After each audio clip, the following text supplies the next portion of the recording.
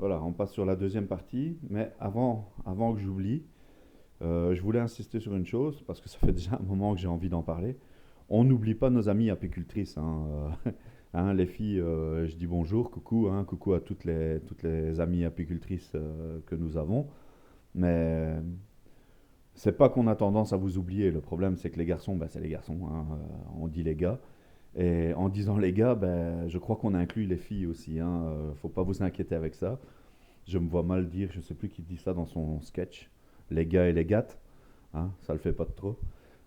Enfin, je voulais juste faire la parenthèse, c'est qu'on n'oublie pas les apicultrices, hein, vous inquiétez pas, hein, les gars, moi dans ma tête, c'est dans la langue française, ben, le masculin l'emporte sur le féminin. Donc d'office, quand je dis les gars, ben, vous êtes inclus dans ma salutation, hein, on n'oublie pas les filles, hein, vous inquiétez pas avec ça. Enfin voilà, c'était la petite parenthèse que je voulais apporter. Donc voilà, pour la suite. Enfin, je vais même pas dire la suite parce que ça sera le départ en fait. D'entrée, Marjolaine, je vais la diviser.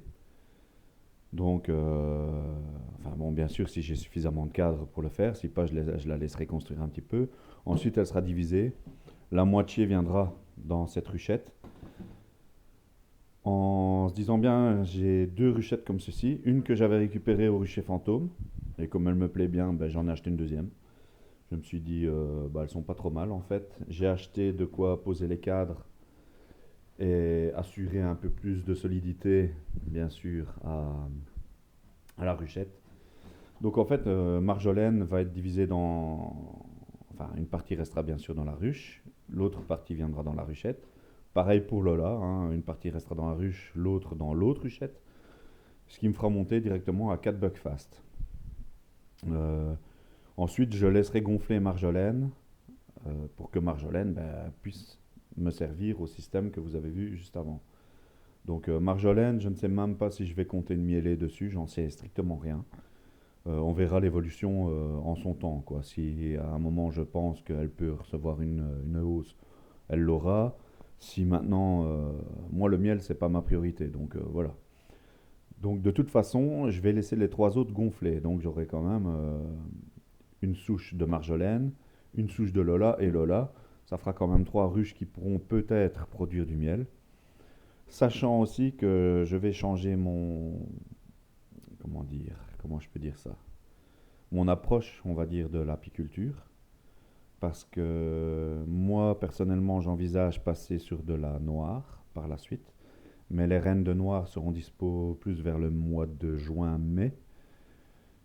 Et donc, bah, à l'avenir, je pense que je vais faire une seule mielée. Je vous explique pourquoi. Cette année-là, enfin, c'est mon début, bien sûr, mais j'ai remarqué que je dois nourrir beaucoup les buckfast. Les hybrides, je dois les nourrir beaucoup moins. Elles sont beaucoup plus débrouillardes que les bucks. Les buckfast, elles engrangent bien et puis elles bouffent très bien aussi. Parce que qu'est-ce qu'elles mangent, hein, on y va, hein. Pour vous dire, j'ai mis 5 litres au buckfast pour les aider parce qu'il fait un temps de merde ici en Belgique. J'ai mis 5 litres au buckfast que j'ai mis 2 litres aux autres. Donc voilà quoi, c'est vraiment dire la différence. Jérémy, de toute façon, prendra en charge le rucher du bois, on va dire comme ça. Et dans le bois, lui, au départ, il va prendre Grimina, Bulma et Chichi. Moi, sur ce temps-là, je ferai des rennes sur base de Marjolaine. Une fois que les rennes seront faites, euh, on fera des divisions où on remerra une partie des ruches de Jérémy en Buckfast, sachant qu'on ne va pas tuer Bulma, Chichi et Lola. Au pire, elles iront chez Cédric s'il les veut, notre ami apiculteur. Et si jamais il ne les veut pas, on leur trouvera un endroit pour finir leur vie. Ça sera... Elles reviendront peut-être sur mon rucher, hein, j'en sais rien. Mais je suis pas dans l'optique de tuer mes reines pour en mettre d'autres à la place. Oui, vraiment, quand elles seront en bout de vie, mais enfin, je sais même pas. C'est pas mon optique en fait. Euh, donc moi, ce que j'envisage faire par la suite, c'est passer en noir, parce que les noirs, bah, elles sont plus économes en bouffe, et mon objectif, c'est pas de passer ma vie à nourrir, nourrir, nourrir. Je sais qu'il y aura toujours du nourrissement, hein, que ce soit pour la stimulation ou peut-être que même de temps en temps, j'aurai besoin de les nourrir pour les aider, mais elles consomment quand même beaucoup moins. Les noirs, c'était ma première idée, hein, mon premier coup de cœur, c'était les noirs. Je voulais travailler avec de la noire. La vie et les éleveurs en ont décidé pardon, autrement. Mais je reviens sur la noire, quoi, de toute façon. Donc, par la suite, je vais changer mon rucher en noir. Mais sachant que les buckfast que je fais, ça ira chez Jérémy de toute façon. Donc, je le fais pas pour rien, on va dire. Alors, j'ai acheté pour les deux ruches, ben, j'ai acheté les nourrisseurs hein, qui vont avec. Ça va me faciliter la vie, hein, je pense, de pouvoir nourrir directement mes abeilles dans les ruchettes. Et voilà quoi. Donc, ici, ça sera juste des divisions ordinaires où je laisserai élever bah, elle-même une reine. Maintenant, par la suite, si je vois que mon picking, j'ai plus de reines que ce que Jérémy a besoin, bah, d'office, je referai des colonies, je veux dire, dans les ruchettes. Je remettrai des cadres, un ou deux, et je repartirai avec les reines qui me restera, quoi. Ça, ce sera selon le picking, s'il réussit ou pas. Comme je vous ai dit, sur 10 reines, si j'en ai déjà 4 qui réussissent en picking, bah, je serai content, quoi. Donc voilà, c'est un petit peu mes idées de 2021.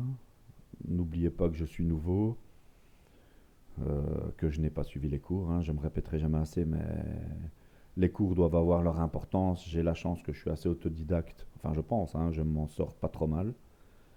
Maintenant, je sais que ouais, des anciens apiculteurs, s'ils voient mes vidéos, ils vont dire ouais, il se plante là, il se plante là. Oui, je sais, je sais. Mais pensez aussi que vous avez débuté un jour, hein. Hein, on n'a pas fait le monde en un jour, donc vous aussi, vous avez débuté en son temps. Rappelez-vous peut-être vos moments de galère hein, avant de critiquer, je vais dire, les nouveaux qui s'installent. Attention, je dis bien certains, hein, je dis pas que tous les anciens critiquent, hein, attention, ne me faites pas dire ce que j'ai pas dit, hein. Mais je veux dire, c'est que sur les forums, sur Facebook, j'ai remarqué que beaucoup descendent un peu les jeunes apiculteurs. Je pense qu'ils nous prennent surtout pour des illuminés, mais nous aussi, on a envie de vivre cette passion. Donc voilà, moi, c'est un truc que j'ai envie de faire depuis que je suis tout gamin. J'avais peut-être 10 ans quand je jouais dans un pré à chasser des crapauds. Là, et je voyais un vieil apiculteur qui était au loin et qui s'occupait de ses ruches. Et depuis ce temps-là, je veux faire de l'apiculture.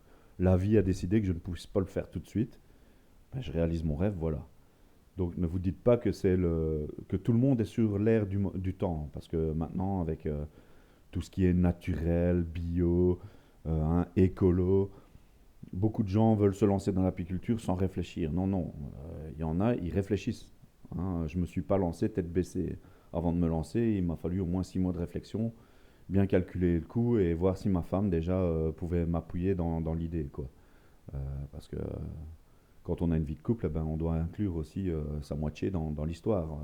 Il est hors de question d'aller passer du temps aux ruches si l'autre est délaissé. Enfin, c'est mon avis. Bon, maintenant je m'étale sur d'autres sujets, mais voilà quoi. Euh, qu'on ne prenne pas, je veux dire, les nouveaux apiculteurs d'office comme des illuminés, quoi. Voilà. C'était peut-être un petit coup de gueule de ma part, ou je ne sais pas comment on peut appeler ça. Enfin voilà. Donc mes idées pour 2021, c'est ça. Diviser, faire du picking dans l'autruche, enfin dans l'espèce de ruchette que j'ai faite là.